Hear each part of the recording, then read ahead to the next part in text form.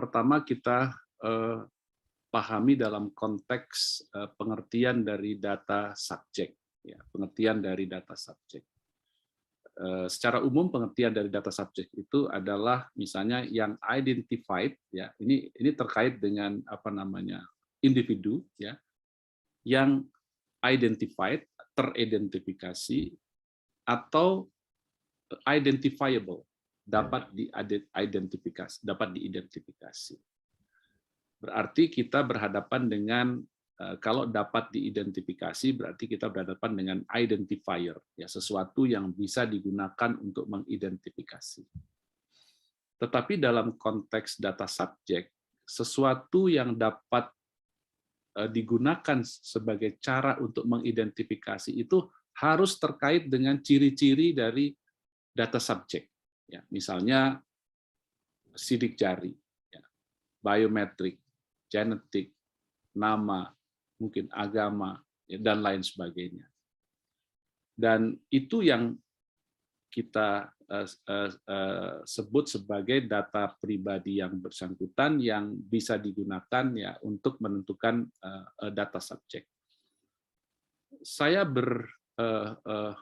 menafsirkan kalau itu terkait misalnya dengan gadget, ya, komputer, IP address, kemudian email, kemudian geolocation, itu memang bisa digunakan sebagai identifier, ya. Tetapi bukan dalam konteks data subjek, ya, dan bukan merupakan data pribadi daripada data subjek, ya. Tetapi bisa digunakan misalnya sebagai satu cara untuk pengungkapan katakanlah kasus-kasus pidana, ya, mengidentify cyber criminals berdasarkan IP address-nya dan lain sebagainya, ya. Itu pandangan saya. Mungkin Profesor Abu Bakar Munir, saya persilahkan, Prof. Terima kasih, Prof. Supanjana. Benar apa yang dikatakan tadi bahwa di dalam Undang-Undang PDP Indonesia ada dua tes, ataupun salah satu tes itu harus digunakan. Ya. Satu, identification, maknanya data yang kita miliki itu straightforward ataupun agak straightforward, kita bisa mengenal pasti certain individual. Dan kalau itu berlaku, ini bermakna data itu adalah data pribadi. Straightforward case, ya. Yang satu lagi tes yang digunakan oleh RUU dan juga undang-undang di negara lain termasuk Malaysia, Singapura dan segalanya, identifiability. Maknanya waktu itu kita tidak bisa mengenal pasti orang itu straight away.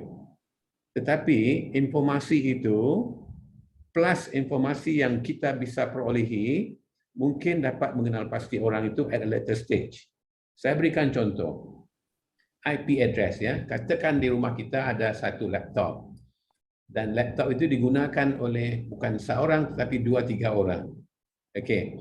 Jadi mungkin IP address itu secara sendirinya bukan personal data, tetapi katakanlah di dalam rumah itu ada seorang dewasa dan 2 orang lagi budak, anak-anak misalnya.